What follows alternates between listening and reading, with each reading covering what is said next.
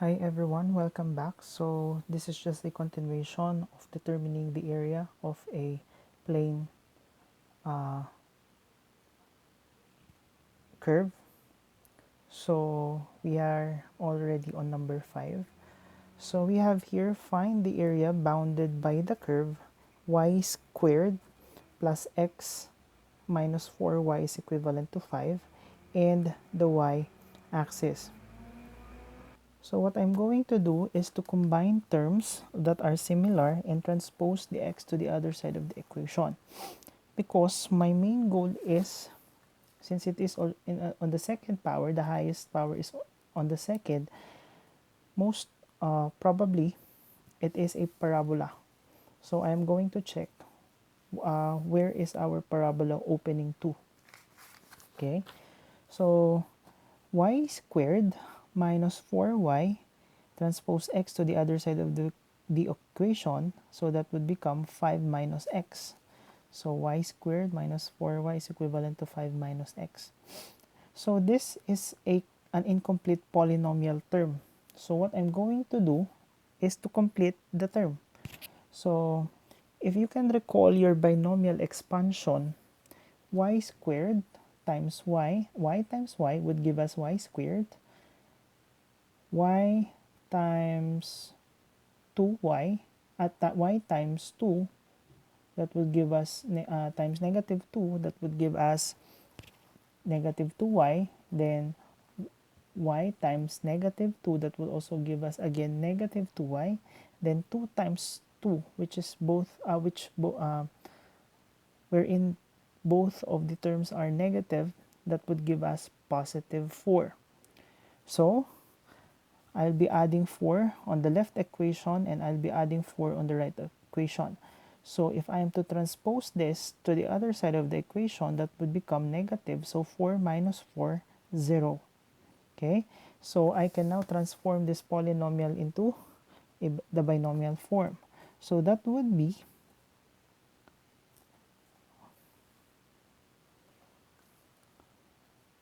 y minus 2 quantity squared is equivalent to 9 minus x. Okay, so this time for the right term, I'm going to factor out the negative sign.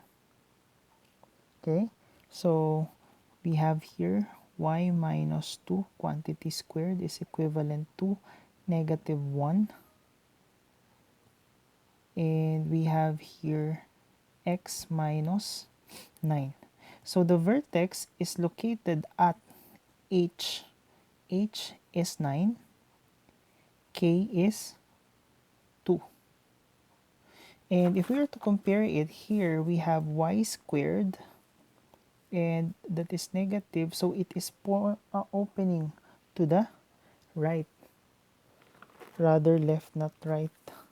So if I am to draw my curve, it would look like this.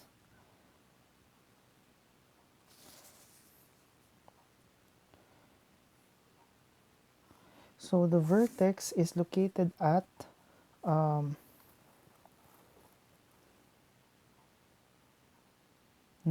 So we have positive 9 and negative 2. So baliktad, dapat nandito pala. So pwede naman nating ayusin. Let's just fix our coordinate. But, sige.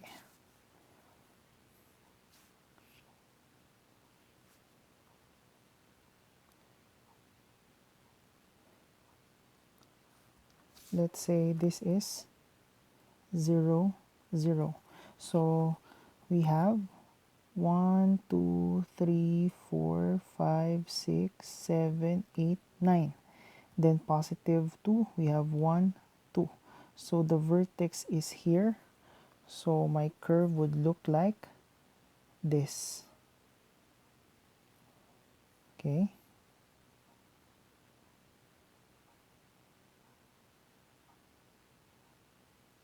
Yan. So ganyan ang itsura ng ating parabola. The next condition is that y is at y-axis. So this is our y-axis.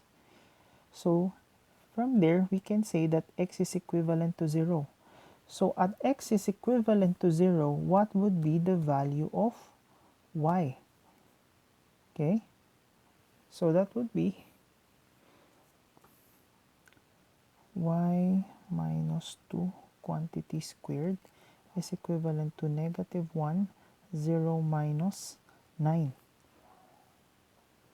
And that is equivalent to y minus 2 quantity squared is equivalent to 9.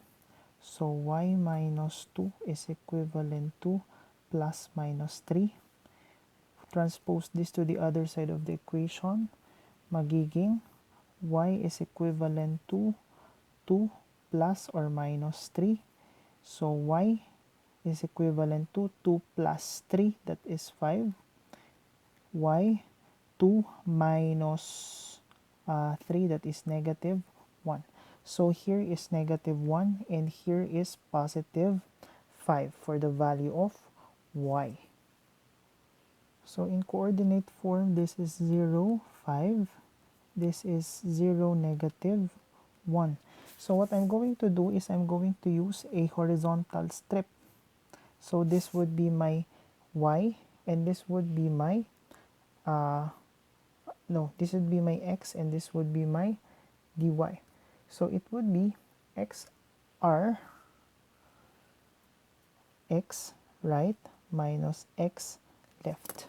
So ito yung hinahanap nating area. So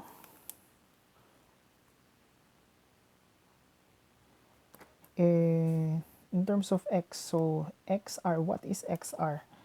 xr, ano ba yung x natin? In terms of x, itong ating parabola. So we have here y squared minus 4y is equivalent to 5 minus x. Transpose this to the other side of the equation to make it positive. Okay, so we have here y squared minus 4y minus 5 is equivalent to negative x. X is equivalent to 5 minus y plus 4y minus y squared. So that is the value of x. So we're now ready to integrate.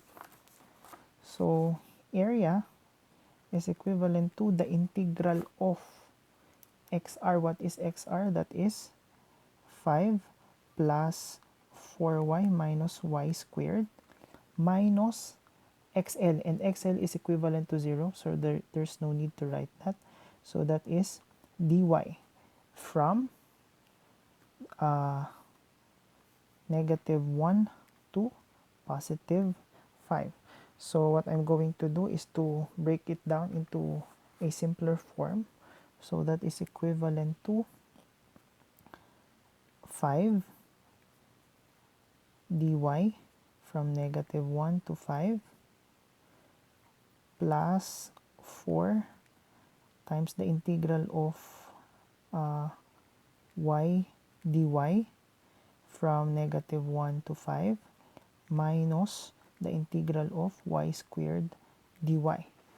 So from negative 1 to positive 5. So pwede natin i-simplify. This is 5y minus, or plus rather, plus 4y squared over 2 minus, we have y cube divided by 3 to be evaluated from negative 1 to positive 5. So substitute na natin. That is 5. Substitute natin yung upper limit. 5 times 5 plus, that is 2. Magka-cancel out kasi ito. May matitirang 2. So 2 times 5 squared minus 5 cube divided by 3 minus yung second term natin, second limit, lower limit natin. So we have 5 times negative 1 plus 2 times negative 1 squared minus negative 1 cubed over 3. Area therefore is equivalent to 36 unit squared, and that is the area. Okay, so next we have example number 6. So find the area bounded by the curve y is equivalent to 4x squared and the lines x is equivalent to 0 and y is equivalent to 4. With the given, I can see na y is equivalent to 4x minus x squared. This is an incomplete polynomial. So what I'm going to do is to factor out the negative. So y is equivalent to negative negative x squared minus 4x.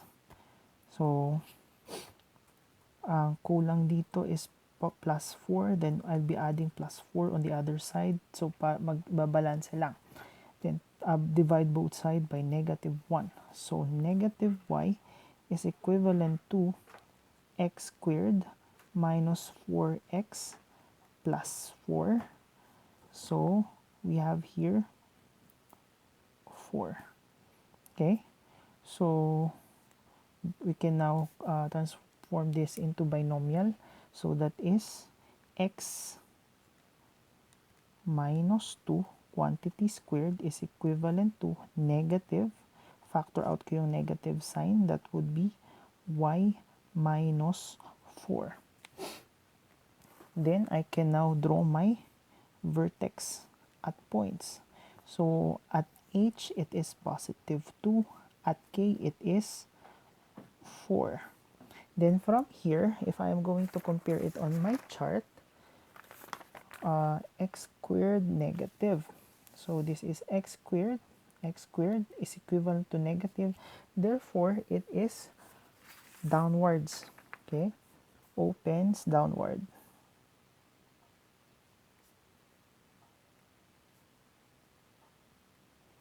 Okay, so at x is equivalent to 0, what is the value? So at x is equivalent to 0, what is the value of y? Y is equivalent to 4 times 0 minus 0 squared. So y is 0. At y, yeah, it's y.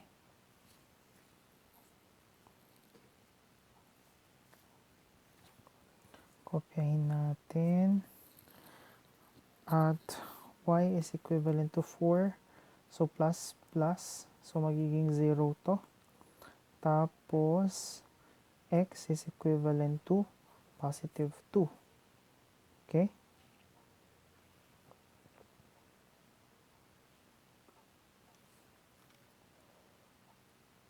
Okay? So i-drawing na natin yung ating graph. So again, it is pointing downwards. So vertex natin is found at x. We have 1, 2, 3, 4. Then we have 1, 2, 3, 4. So if I am to extend that, this is my, yeah. So this is my vertex. So more or less, ganito magiging itsura ng ating parabola. Okay, so we have here x is equivalent to 0. So ito yung isa nating limit. So yung limit. Tapos we have y is equivalent to 4. This is another limit. Therefore, ang hahanapin nating area is ito. This is the area that we are going to determine. And this is 2, 4. This is y is equivalent to 4, and this is x is equivalent to 0. So, pwede ko naman gamitin is horizontal strip. This would be my XR, this would be my XL, and this is my limits. Or pwede ko naman gamitin is vertical strip. So, if gagamitin ko is vertical strip, mangyayari, this would be my Y high, this is my Y low, and my limit is from 0 to 2. Okay? So, the area is equivalent to the integral of what is Y high. Ano ba yung Y high natin? It is Y is equivalent to 4 minus Y low times dx from 0 to 2. So, substituting, that would be equivalent to what is Y high? We have 4 minus what is our Y low? That is 4x minus 4x minus x. So, that is positive. So, negative na siya doon. So, this is negative. So, magiging positive siya. Plus x squared dx from 0 to 2. Again, mas gusto natin na mas madali yung ating equation para mas madaling i-integrate. So, break it down into a simpler form. So, we have 4 times the integral of dx from 0 to 2 minus 4 the integral of x dx from 0 to 2 plus the integral of x squared dx from 0 to 2. Okay?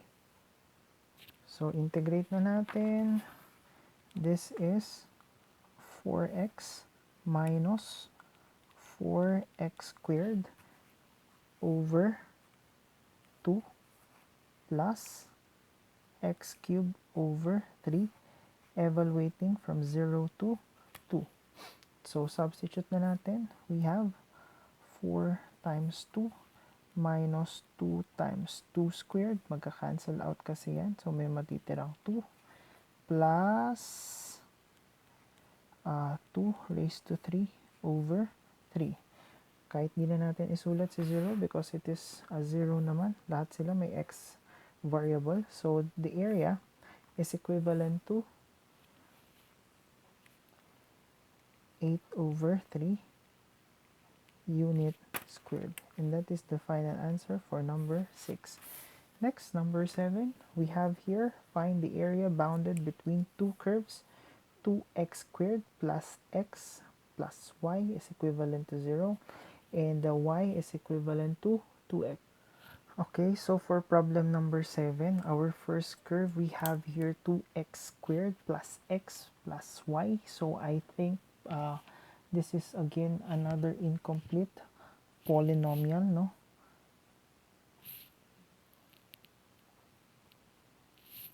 Okay. May kulang dito. This is 4xy. So, what I'm going to do is to combine similar terms and yung hindi parehas transpose to the other side of the equation. So, we have here 2x squared plus 4x is equivalent to negative y. Okay? So, yeah. So, factor out natin si 2, magiging 2 times quantity x squared plus 2x is equivalent to negative y. Now, to complete this polynomial, I'll be adding 2 here and 2 on the other side. So, magiging 2 times x squared plus 2x plus 1. Bakit plus 1 lang? Kasi finactor out natin yung 2. but in reality that is plus 2. So we have here negative y plus 2.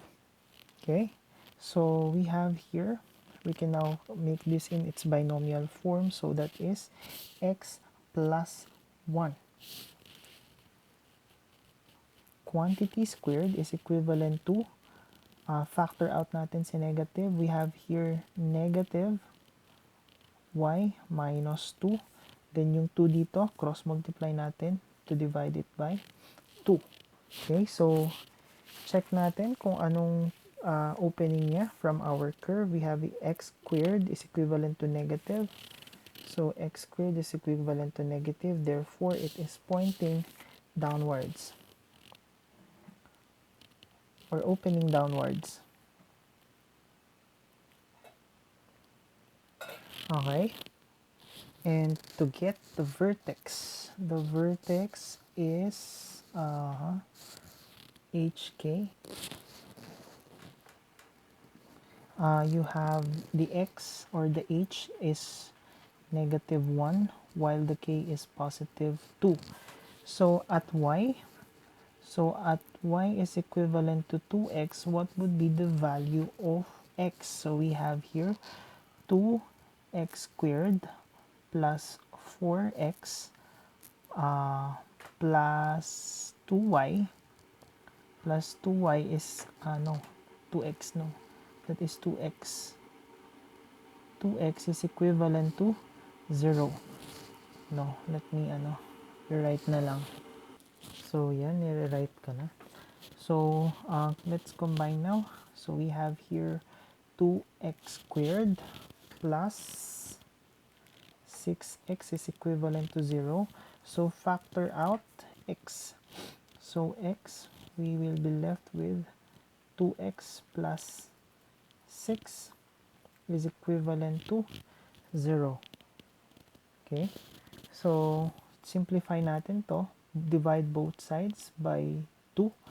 So that would be x is equivalent to x plus 3 is equivalent to 0. So there are two values of x. X is equivalent to 0. And we have here this term x transpose 3 to the other side of the equation. So magiging x is equivalent to negative 3. Okay, so we are now ready to draw our curve. But let's draw first additional information because we only know the x coordinates. So what would be the y coordinates of these x coordinates? Okay, so let's have at x is equivalent to 0, what would be the value of y? So y would also be 0. So at x is equivalent to negative 3, y is equivalent to 2 times negative 3, that is negative 6. So we can now draw our curve. Okay.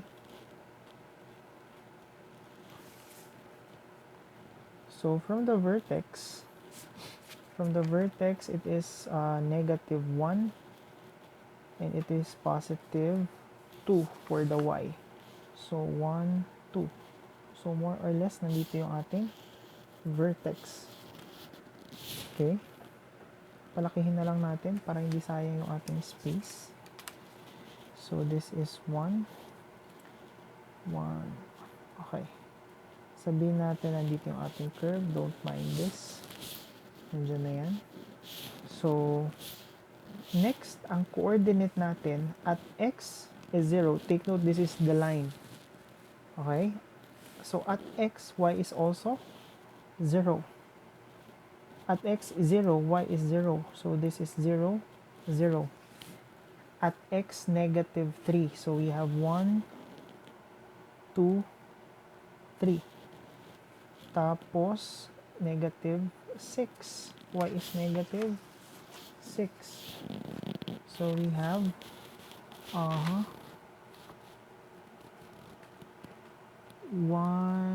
2, 3, 4, 5, 6. So, we have here 6. This is negative 3, negative 6. So, this is our line. Ito yung line. So, if I am to connect that, gamit tayo ng ibang ink. Connect natin yan. Yeah, that would be our line. So, draw natin yung ating curve by a smooth curve. So, it would look like this. Should be smooth curve. My apologies. Okay. Then, ang hahanapin natin would be the area bounded by this. And what I'm going to do is I'll be using a vertical strip. So this is YL and this is YH and this is YL. And the area is equivalent to, for YH, transform natin. We have here negative y is equivalent to negative 2x squared minus 4x. Andun. Then, for this line, y is equivalent to 2x. So, pwede na. So, the area is equivalent to the integral of what is YH. YH is negative 2x squared minus 4x minus 2x dx from 0 to negative 3. Negative 3. Then, i-distribute natin, magiging the integral of negative 2. We have here x squared dx minus 6. From 0 to negative 3, then 6, we have x dx. So, pwede na natin i-simplify. Or tapos na natin i-simplify, we can now proceed with integrating. So, integrating, this would become negative 2x cubed over 3 minus 6x squared over 2, evaluating from 0 to baliktad. It is not 0 to negative 3. It should be from negative 3 to 0. From negative 3 to 0. I repeat, negative 3 to 0. So, ituloy natin dito yung solution. Magiging negative 2x cubed over 3 minus 3x squared evaluated from negative 3 to 0. Pero kung gusto naman natin na 0 to negative 3, we just need to change the sign of the equation. So, gawin natin negative yun. Pero, wag na. So, this 2 has 0 value. So, idiretso na natin sa lower limit. Kasi kung upper limit, parehas na may x term. So, mag-0 din naman. So, lower limit na tayo. We have negative 2 times negative 3 cubed divided by 3 minus 3 times negative 3 squared. And the value of the area is equivalent to 9 unit squared. And that is the area of number 7.